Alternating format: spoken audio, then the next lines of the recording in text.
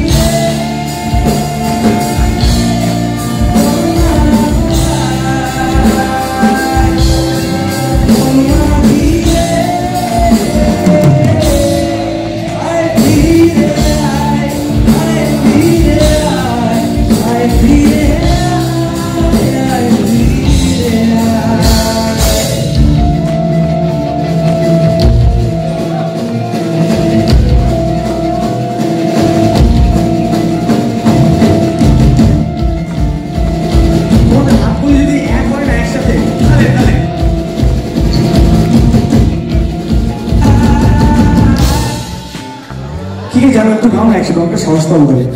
যেভাবে সবাই গোমরাভাবে দেখছে আমার 10 মিনিটও দাঁড়ানো মুশকিল হবে এখানে। আমি কোনো অডিশন দিতে আসিনি, তোমরা কেউ প্লিজ প্রেমের সাথে বলে বসো না। 10-এ কত মার্কস দেবে মেনটেন করছি। হ্যাঁ সবাই বলছে তুমি খুব রোগা হয়ে গেছো। আরে আমার নিজেরই চোখে লাগছে, মোটা ছিলাম বাঙালি মেনটেন তো হ্যাঁ করতে হবে। দারুণ কারেক্ট আছে, একদম মাথা খারাপ করে দেবো দাদু। তুমি একটু টাইম দাও আমাকে। আমার তো দাবি হবে না, তোমার কাকা হতে পারে, আমার তো তোমার সাথে তো আমার বয়সের একটা ডিফারেন্স আছে।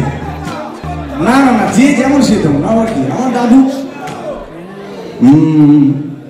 সবাই একসাথে গাইবে প্লিজ, চলো একসাথে গাও। কমান মাঝি